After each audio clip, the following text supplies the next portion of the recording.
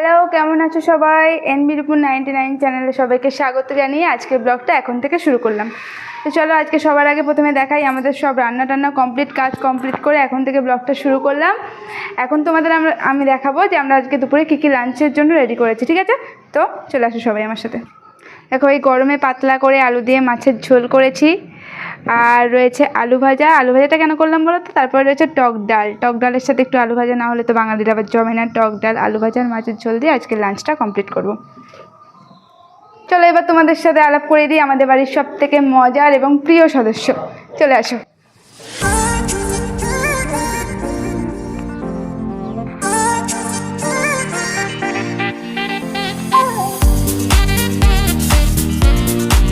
এখন আমরা গাছ লাগিয়েছিলাম, ফুলগুলো এখন রোদে শুকিয়ে গেছে, কিন্তু কত ডালিয়া হয়েছিল এখানে। হলুদ ডালিয়া, এটা পার্পেল কালারের হয়েছিল, খুব মিষ্টি, কিন্তু রোদ্রের সময় বলে এখন এমন লাগছে অবস্থাটা। তো চলো এবার আলাপ করাই সব থেকে প্রিয় সদস্য আমাদের। কই গো সুন্দরী, তুমি বাড়ি আছো? বাড়ি আছে বলছে না। এবার সবাই দেখো, দেখতে পেয়েছো আমাদের বাড়ির সব থেকে প্রিয় সদস্য, এর নাম হচ্ছে লালু। আমাদের বাড়িতে আমাদের কোনো জায়গা নেই, কিন্তু এর জায়গা হচ্ছে সব থেকে বড় সিটে এই বসে, বুঝেছো তো? আরে কেনা কে চাতে হো?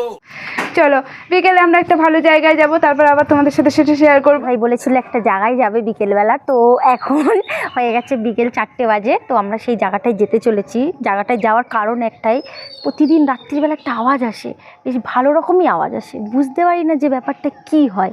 তাও রাত্রির 1টা বাজলে ঠিক 1টার সময় আওয়াজটা আসে। আজকে ওইটা সলিউশন করতে যাব যে ব্যাপারটা কি হচ্ছে। তো দেখা যাক সেখানে কি আছে।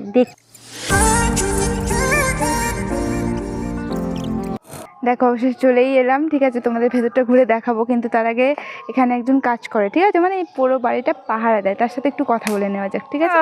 এই বসে আছে। তুমি এখানে তো অনেক দিন ধরে কাজ করো, তাই না?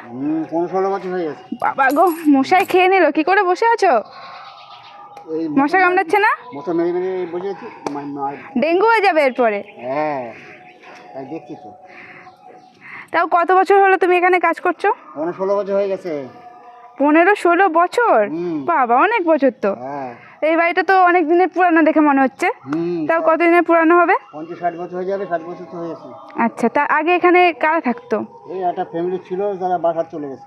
ও, ছেড়ে চলে গেছে, তাই তো? তাও কতজন মতন থাকতো? তারা 4-5 জন থাকতো, 5 জন 6 জন থাকতো। ও, তো দেখে তো খুব ভয়ানক লাগে বাড়িটাকে। তো ভেতরে একবার ঢুকবো নাকি? তুমি কোনোদিন ভয়টাই পেয়েছো? ভয় আগে খুব লাগতো, এখন সেটা বসে গেছে, আমার অসুবিধা হয় না।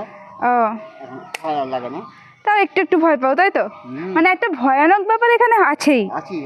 আচ্ছা, তাহলে চলো একটু ভেতরে আসা যাক। একটু দেখিয়ে দাও তো কোথায় কি ছিল। বাড়িটা একটু ভালো করে দেখাই কেমন। পেছনে কি জঙ্গল? হ্যাঁ, গাছে তো অনেক ফল ধরবে, মনে হচ্ছে বকুল এসেছে। এই যে বাড়িটা, 3তলায় ওটা যায়, ভেঙে পড়ছে। ও, তো তুমি এখানে সারাদিন থাকো, তাই তো? এই যে জায়গাটায়।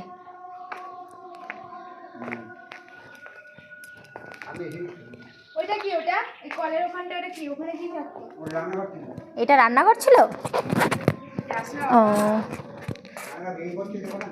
ও ভেঙে পড়ছে, এগুলো সব দেখুন ভেঙে ভেঙে পড়ছে। রান্নাঘর ছিল। কলটা এখনো ব্যবহার হয়, তাই তো? কলটা এখনো ভালো আছে, এখনো ব্যবহার হয়, কলটা দিয়ে জল পড়ে। আর সুন্দর একটা গাছ হয়ে রয়েছে এখানটা, বেশ অনেক গাছপালা আছে। কি গাছ? সাই গাছ। ও, আর পেয়ারা গাছটাও সুন্দর। ও, এইখানটা মনে হয় বাথরুম ছিল। হ্যাঁ, এখানটা বাথরুম ছিল।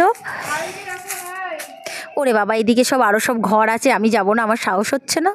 সব পুরনো ঘর তো, এবার কোথায় কি থাকবে না থাকবে কি করে বলবো, কি করেই বা জানবো, দেখতে পাবো না। থাক, এই যে এই ঘরটা, এই সেই ঘর যেখান থেকে ওই ভয়ানক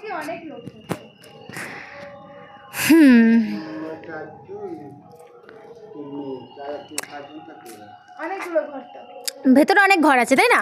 3 মেয়ে ছিল আর 2 ছেলে, আর ওরা স্বামী 2 না, তো ও, 7 জন হয়ে গেল। 7 জন ছিল। ও, এই যে এইখান থেকে মনে হয় সিঁড়ি আছে, সিঁড়ি থেকে ওটা যায়, দেখা যাচ্ছে না ঠিকঠাকভাবে, কিন্তু ভেতরে যাব না কারণ বাড়িটা ভেঙে ভেঙে পড়ছে, যখন তখন ভেঙে যেতে পারে, ওই জন্য ভেতরে যেতে বারণ করলো। যে ভেতরে নালে উপরটা উঠে দেখাতাম, ভেতরটা ঢুকে ঢুকে দেখাতাম। উপরে কি লেখা আছে? রাধা রাধা গোবিন্দ। আচ্ছা, দেখে কেমন স্কুল স্কুল মনে হচ্ছে বাড়িটা, তাই না? আচ্ছা ঠিক আছে, চলো তাহলে। তোমার কটা অবধি ডিউটি? কখন বাড়ি যাও তুমি এখান থেকে? 4:30 যাই, 5টার সময় যাই, আমার 6টার মধ্যে উঠতে তো 6টার মধ্যে। আচ্ছা, তুমি যে বললে যে ভয় পেতে, কীরকম ভয় পেতে? আগে খুব ভয় পাতো, এখন কোনো অসুবিধা নেই, এখন থেকে অভ্যেস হয়ে গেছে। এমনি এখানে ঠুসঠাস করে ওই শব্দ হতো এইসব। তারপরে তারপরে তারপরে হ্যাঁ, তারপরে ওই যে এখন ওই আছে, ওই যে কী বলে ওরে, ভাম আছে, ভাম দৌড়ি করতে এই পাঁচুল বেয়ে আমি ও তো আর ভয় করতো না, তখন সাহস হয়ে গেছিলো। আমি ও লাইট মেরে দেখতাম। ও রাতেও থাকতে? হ্যাঁ, রাত্রি 6-7 বছর একভাবে ছিলাম। 6-7 বছর একভাবে ছিলে? হ্যাঁ, একাই থাকতে? একাই থাকতাম। একাই? হ্যাঁ, বিশাল সাহস তো। ওই আমি দুতলা থাকতাম, দুতলার ওপরে গরমের সময় ছাদের উপরে গিয়ে রাত্রিবেলা থাকতাম বন্ধু। হ্যাঁ হ্যাঁ, বাহ, কি একাই। সাহস। হ্যাঁ পেছনে তো বাগান, অনেকটা এরিয়া নিয়ে বাগান। হ্যাঁ হ্যাঁ হ্যাঁ, রাত 12টার সময় দিয়ে আমার কাঁটা কেটে চলে যাচ্ছে চোরে। চোরে? হ্যাঁ, রাত 12টার সময়, রাত তখন 12টা বাজে। ও, চোরের এইসব ভয়টাই নেই, ভূত টুতের? না, ওরা গাঁজা যেখানে কারেন্ট টারেন্ট কম থাকে না, সেই সব জায়গায় ওসব থাকে।